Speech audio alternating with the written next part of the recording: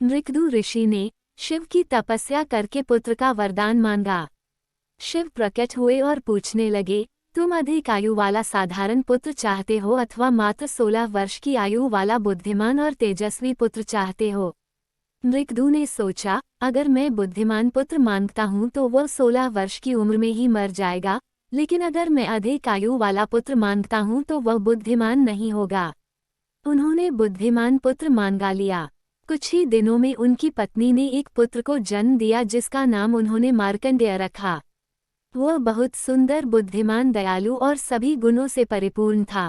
जब मार्कंडेय 16 वर्ष का होने वाला था तो उसके माता पिता ने उसे उसकी मृत्यु की बात बता दी।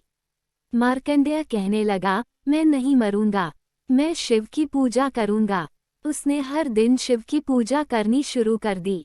उसके 16वें जन्मदिन पर यमराज से लेने आ पहुंचे। मार्कंडेय ने उनसे कहा, मुझे अपनी पूजा समाप्त कर लेने दो। यम नाराज हो गए और उन्होंने उसके ऊपर यम पाश फेंका। शिव प्रकट हो गए और उन्होंने यम को यमलोक लौट जाने का आदेश दे दिया और बोले, वापस पृथ्वी पर मत आना।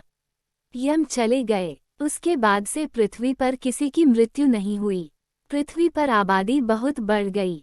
देवी पृथ्वी शिव के पास गई और कहने लगी, मैं इतना भर नहीं उठा सकती, कृपया यमराज को पृथ्वी पर भेजिए।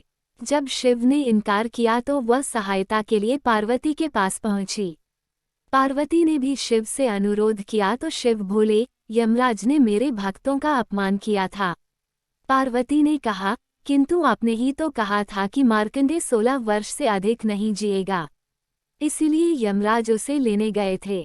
शिव निरुत्तर हो गए। इस पर पार्वती बोली, शायद आपका आशय होगा कि मार्कंडेय सदैव 16 बरस का रहेगा।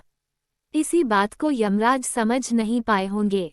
शिव तुरंत प्रसन्न होकर बोले, बिल्कुल यही बात थी। उन्होंने तुरंत यमराज को पृथ्वी पर जाने की अनुमति दे दी और मार्कंडेय सदैव 16 वर्ष का ही रहा।